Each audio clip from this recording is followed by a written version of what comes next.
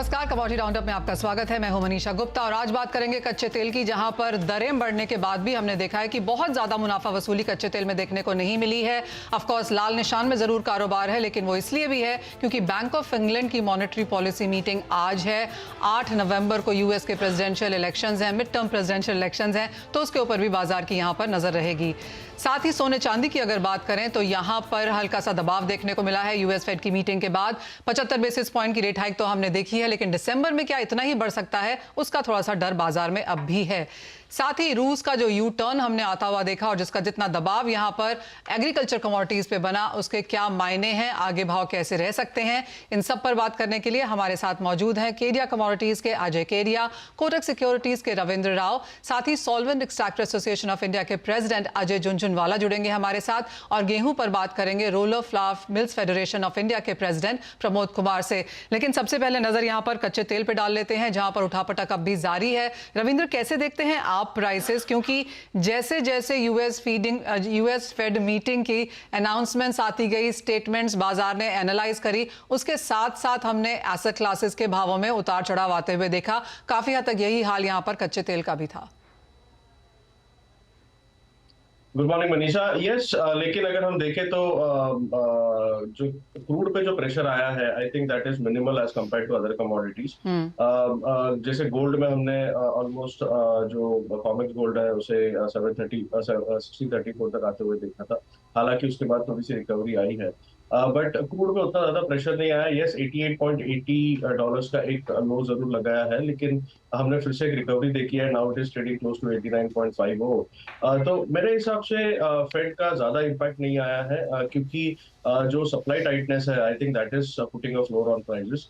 और डिमांड को लेके जो थोड़ी बहुत जो रूमर्स चल रही थी कि शायद चाइना में जो कोविड जीरो पॉलिसी है उस पर थोड़ा सा एक ठहराव आएगा, आई थिंक उससे थोड़ा बहुत सपोर्ट मिला है, लेकिन अभी वो रूमर्स ही है, there is no clarification on that. तो मेरे हिसाब से सप्लाई टाइटनेस ही एक ड्राइवर रहेगा क्रूड के लिए, और ऊपर जाके हो सकता है कि डिमांड कंसर्न थोड़ा बहुत रीइमर्ज करे। तो मेरे हिसाब से WTI क्रूड जो है वो 92 से लेके $93 तक के लेवल्स छू सकता है, प्रोवाइडेड 90.50 का एक स्टिफ रेजिस्टेंस है इन WTI क्रूड। अगर उसे निकाल देता है तो आई थिंक $2 से $3 का एक तेजी हम इसमें देख सकते हैं, क्योंकि ओपेक कट जो है वो शुरू हो गया नवंबर से, और ओपेक का ऑलरेडी जो उनका जो प्रीवियस टारगेट्स है, I think they are not meeting that targets. तो मेरे हिसाब से सप्लाई टाइटनेस की वजह से क्रूड को एक सपोर्ट मिल सकता है। और अगर एमसीएक्स की बात करें तो एमसीएक्स में अराउंड 7,520 से लेकर 7,550 तक के लेवल्स पॉसिबल है।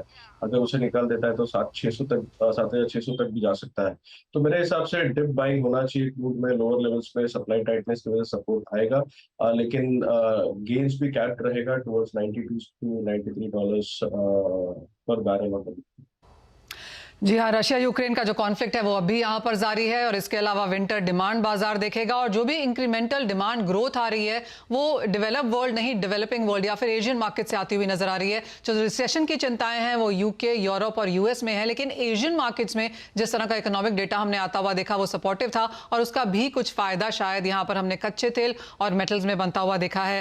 अजय, आप कैसे देखते हैं जब हम ओवरऑल एनर्जी पैक को देखते हैं, चाहे वो नेचुरल गैस हो या क्रूड, आपकी स्ट्रैटेजी यहाँ पर अब अगली फेड मीटिंग तक क्या रहेगी? Good morning Manisha ji. Definitely जैसे रविंद्र ने भी कहा कि जो सप्लाई कंसर्न है वो कंटिन्यू अभी भी बना हुआ है, जो कच्चे तेल को सपोर्ट करेगा। इनफैक्ट जो मिड टर्म इलेक्शन है ये गेम चेंजर का काम करेगा, क्योंकि ऑलरेडी हमने देखा कि चाहे सऊदी हो, चाहे रशिया हो या बाकी कंट्रीज हो, कहीं पे भी यूएस का प्रेशर नहीं दिखाई दे रहा। इनफैक्ट जो एसपीआर होल्डिंग है वो भी हम देख रहे हैं मल्टी ईयर लो पे पहुंच चुकी है। तो कहीं पे भी ऐसा लग रहा नहीं है कि प्राइसेस पे प्रेशर पड़े, क्योंकि चाइना भी अब ओपन अप हो चुका है। तो एक तरफ हम देख रहे हैं कि कच्चे तेल के अंदर ये तेजी है वो आने वाले दिनों में और बढ़ती हुई दिखाई देगी, जहां पे ब्रेंट हमें लगता है कि वापस 98 से लेके $100 के बीच में, और WTI भी लगभग 92 तक का लेवल दिखाएगा। वहीं दूसरी ओर अगर नेचुरल गैस की बात करें तो वॉलेटिलिटी काफी ज्यादा बनी हुई है। बीच में हमने कुछ रिस्क में मेंटेनेंस के लिए क्लोजर्स देखा था, जो प्राइसेस में जंप दिखाया फिर वापस ओपन हुए, लेकिन ओवरऑल लाइट डिमांड जो है वो बनी रहेगी, क्योंकि विंटर ऑन सेट है। तो नेचुरल गैस पे भी नजर रखिए, यहाँ पे हमें लगता है बाय ऑन ड्रॉप की रणनीति अपना के चलिए। प्राइजेस के अंदर वापस आज के इन्वेंट्री डेटा को देखते हुए लगता है कि सॉरी 480-85 का लेवल मिलता है तो बाइंग करके चलिए। ध्यान रखिए 520 के ऊपर एक अच्छा खासा ब्रेकआउट मिलेगा जो इंटरनेशनल में $60 और डोमेस्टिक मार्केट पे हमें 556 से 560 तक का लेवल दिखा सकता है। ऑल राइट, तो ये तो ऑफ कोर्स बड़ी खबर थी जिसका इंपैक्ट हमने यहाँ पर कच्चे तेल में आता हुआ देखा। साथ ही साथ जो यूएस की इन्वेंट्री है उसका भी रिएक्शन हमने प्राइसेस में देखा, जिसका सपोर्ट कुछ बहुत यहाँ पर प्राइसेस में बरकरार है। लेकिन दूसरी बड़ी खबर जो कल आई वो ये थी कि रशिया का जो ब्लैक सी में जो काम है वो उसका जो इनिशिएटिव है वो फिर से रूस की वापसी का हमने यहाँ पर होता हुआ देखा है। 31 अक्टूबर को ब्लैक सी से ग्रेन सौदे से निकल गया था रूस, लेकिन उसके बाद हमने उनकी एंट्री यहाँ पर फिर से बनते हुए देखी और उसका एक इमीडिएट रिएक्शन प्राइसेस में देखने को भी मिला। गेहूं की बात करें तो ओवरनाइट यहां पर 5% की गिरावट थी। खाने के तेलों में भी यहां पर थोड़ी सी मंदी देखने को मिली। अगर पाम की बात करें तो वहां पर लगातार एक बढ़त जरूर देखने को मिली है और वो इसलिए क्योंकि डेटा थोड़े से वहां पर पॉजिटिव बनते हुए नजर आए, लेकिन बाकी कमोडिटीज में हल्की सी मुनाफा वसूली फिर से लौटी है। हमारे साथ मिस्टर झुनझुनवाला यहां पर मौजूद है। नमस्कार, आप कैसे देखते हैं रशियन का जो ये स्टेटमेंट वापस से आया, जिस तरह का इंपैक्ट हमने खाने के तेलों पर पड़ता हुआ देखा, कैसे रीड करते हैं आप इस बैक एंड फोर्थ स्ट्रैटेजी को? नमस्कार मनीषा जी। जो अभी रिसेंटली टर्की का स्टेटमेंट आया है कि वापस शायद रिज्यूम कर सकते हैं ग्रीन कॉरिडोर का मूवमेंट, तो मेरे ख्याल से वो वेलकम स्टेप है और वो आता है तो प्राइसेस में सन के प्राइसेस में इन पर्टिकुलर थोड़ा सा शॉर्ट होगा, मतलब थोड़ा कम होगा। और बाकी ओवरऑल देखिए तो एक स्टेबिलिटी बनी हुई है। इंडोनेशिया में भी अब एक थोड़ा सा स्टेबिलिटी है, थोड़ा सा प्राइसेस जो हैं जो लोअर से उससे थोड़ा सा 10 से 15% बढ़ के अब रुके हुए हैं। और बाकी ब्राज़ील में थोड़ा सा जो B30 से B35 की तरफ उन्होंने जो बायोडीजल का मैंडेट बढ़ाने की बात की है उससे थोड़ा सा मार्केट फर्म है। अर्जेंटीना में थोड़ा सा ड्राउट या थोड़ा सा जो पानी की कमी की वजह से थोड़ा सा वहाँ भी प्राइसेस स्टेबल हैं या फर्म की तरफ हैं। तो ओवरऑल मार्केट अभी हल्का सा फर्म हुआ है लेकिन स्टेबल है। अब कल एक बाली में बड़ी कॉन्फ्रेंस है डोनेशन पाम पर, तो उसमें वर्ल्ड के एक्सपर्ट्स आएंगे, वो अपनी व्यू देंगे, तो उस पर क्या रिएक्शन आता है। लेकिन overall Indian supply line is good and मेरे ख्याल से सन के जो ये ग्रीन कॉरिडोर अगर मूवमेंट चालू हो जाता है तो सन का भी प्रॉब्लम खत्म हो जाएगा। क्या आप गाप की कॉन्फ्रेंस की बात कर रहे हैं और एक्सपेक्टेशन बाजार को काफी हद तक वहां से है कि क्या ग्लोबल डिमांड का निकल के आता है, रशिया में यहाँ पर क्या है, लेकिन आप क्या एक्सपेक्ट कर रहे हैं? क्योंकि फेस्टिवल सीजन ऑलमोस्ट निकल चुका है लेकिन शादियों का सीजन सामने है, क्रशिंग यहाँ पर जोर शोर से है। भारतीय बाजारों में इस वक्त किस तरह की सप्लाईज और डिमांड की एक्सपेक्टेशन है? देखिए सप्लाई अच्छी इस टाइम पूरी है और हमारा स्टॉक भी पूरा है और जितना स्टॉक हमको किसी भी ऑयल का चाहिए वो सब हमारे पास इंडिया में अवेलेबल है। लेकिन डिमांड भी जैसा आपने कहा कि मैरिज सीजन शुरू हो रहा है तो उसकी वजह से डिमांड भी अच्छी है। तो हमको अपना कंटिन्यूअस इंटरनेशनल मार्केट में बने रहना है। अब ये आने वाले 15 दिन में जैसा आपने देखा कि अभी फेड ने रेट हाइक किए हैं या जो डॉलर मूवमेंट किधर जाता है, क्रूड भी थोड़ा फर्म हुआ है, तो इतने फैक्टर्स हैं जो सब तेजी की तरफ ही गए हैं। तो उसको देखते हुए हमको थोड़ा वॉचफुल रहना है। लेकिन सप्लाई लाइन और प्राइसेस के हिसाब से कोई अभी वरी की चिंता नहीं है। ऑल दो मेरा जरूर ये कहना है कि अगर कोई प्राइसेस में डिप आती है तो इंडिया को तुरंत स्टॉक को फिर से भरना चाहिए। अजय जी, ऑफ कोर्स सरकार की तरफ से हमने यहाँ पर मेजर्स भी आते हुए देखे हैं। टीआरक्यू की अगर बात करें या फिर जिस तरह से स्टॉक लिमिट हटाने की यहाँ पर बात की गई है, इंटरनेशनल क्यूज तो यहाँ पर हैं ही। भारतीय सरकार के मेजर्स आप कैसे देखते हैं? देखिए मैं तो समझता हूँ गवर्नमेंट बहुत ही ज़्यादा रिसेप्टिव है और जो हम लोग सजेशंस देते हैं उस पर भी सरकार का तुरंत एक्शन आता है।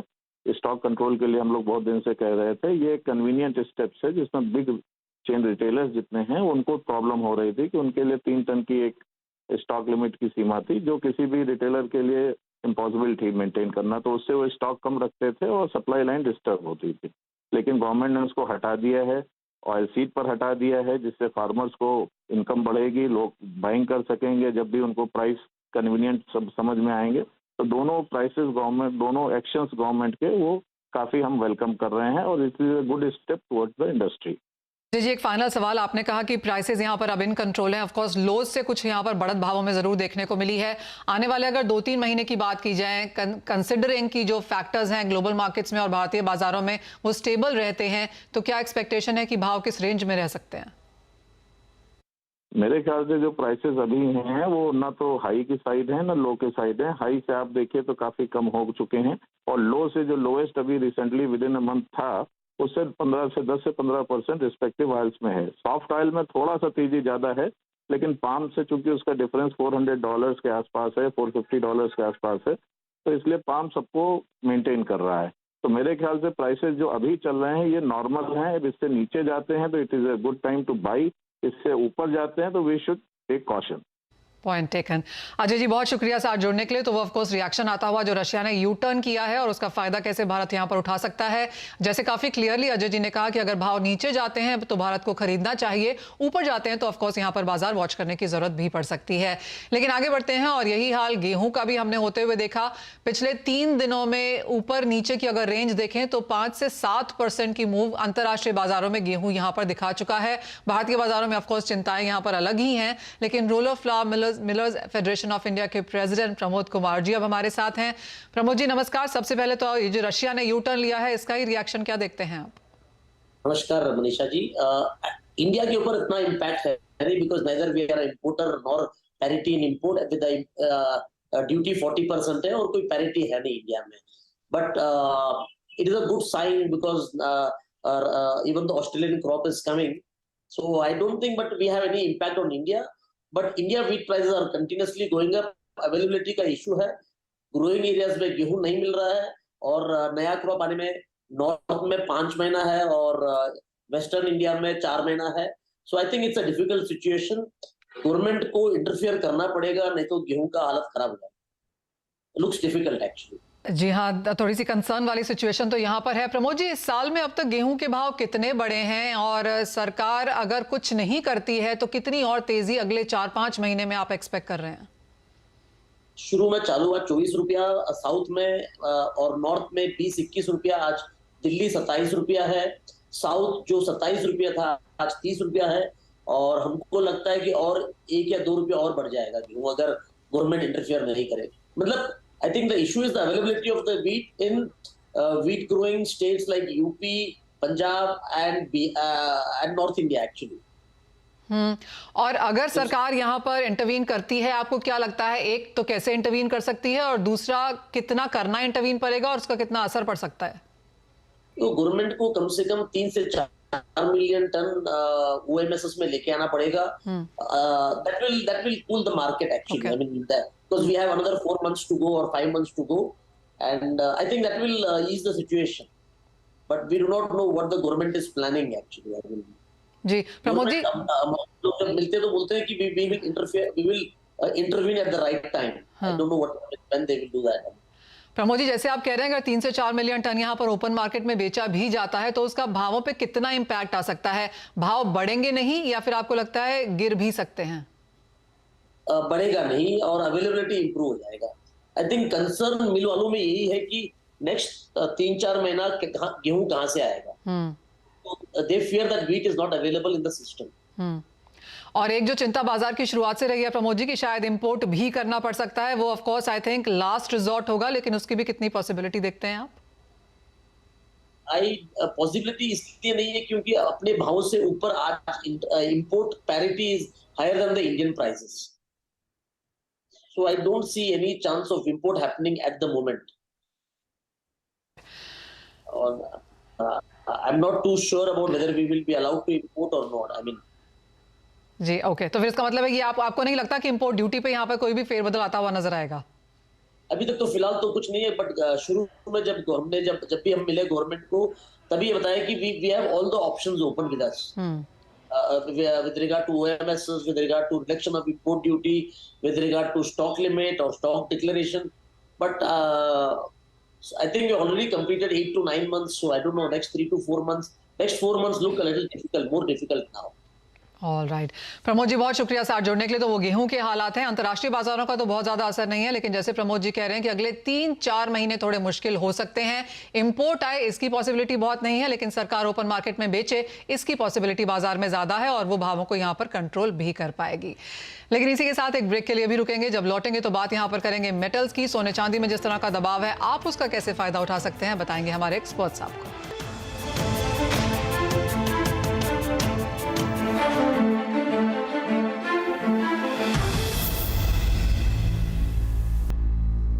आपका स्वागत है। एक नज़र अब यहाँ पर मेटल्स पे डालनी चाहिए क्योंकि यहाँ पर भी उठापटक जारी है। अगर इस हफ्ते की ही बात करें तो गिरावट ज़्यादातर मेटल्स में देखने को मिली है। रविंद्र, कैसे देखते हैं आप Fed rate hike? Of course जो स्टेटमेंट थी, जो रेट हाइक थी, वो अब यहाँ पर आउट ऑफ द वे है। यहाँ से मेटल्स की चाल क्या रह सकती है? दो एक्सपेक्टेशंस थी मार्केट की। एक जो इंटरेस्ट रेट हाइक्स है that should come down going ahead, तो जो साइज है वो कम होना चाहिए। और दूसरा एक्सपेक्टेशन ये था कि शायद mister Powell will be slightly dovish. तो एक एक्सपेक्टेशन तो मीट हो गया, लेकिन वो डॉविश नहीं नजर आया। ही वाज स्टिल हॉकिश, और वो थोड़ा सा आई थिंक मार्केट को पसंद नहीं आया, और उस वजह से हमने मार्केट में एक फॉल देखा है। लेकिन जो स्मॉलर साइज होगा इंटरेस्ट रेट हाइक्स का, I think that is slightly positive. और हो सकता है कि investors will be again they come back to bullions. तो मेरे हिसाब से जब तक गोल्ड में 1620 1622 कॉमिक्स पर होल्ड है, which is the double bottom, I think still there is a hope कि गोल्ड फिर से एक बार ऊपर जा सकता है। लेकिन I think the pace will be slower, it won't move up very aggressive. 1680 बहुत क्रूशल है इंटरनेशनल में। अगर 1680 निकल जाता है तो then we are again heading towards 1705 and then 1740। और सिल्वर की बात करें तो सिल्वर में $19 से $18.84 काफी स्टिफली होल्ड किया है प्राइसेस। और जब तक वो होल्ड है, I think even silver looks pretty good. $20 का एक रेजिस्टेंस है, अगर $20 निकल जाता है तो I think we might see prices going again towards $21। तो गोल्ड और सिल्वर में मैं थोड़ा सा पॉजिटिव हूँ। बेस मेटल्स में थोड़ा सा I think we might see range bound move, क्योंकि चाइना में अभी भी कंसर्न्स है। फेड का थोड़ा बहुत इम्पैक्ट था, लेकिन I think it will be China that will drive the prices. तो मेरे हिसाब से जब तक चाइना में कोविड रिस्ट्रिक्शंस ऑन है, I think it will be slightly in the range bound mode only. अगर वहां पे कुछ ईज आउट होता है तो फिर हम एक अप मूव देख सकते हैं, बट थोड़ा सा साइडवेज टू बुलिश रहेगा मेटल्स।